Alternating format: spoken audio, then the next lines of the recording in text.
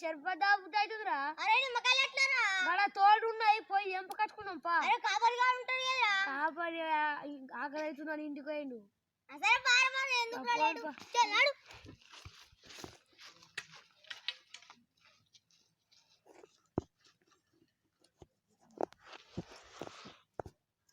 ముందే సరే ఎండాకాలం బాగా ఎండ ఉన్నాయి, నిమ్మకాయలు అయితే మంచిగా కాస్తున్నాయి.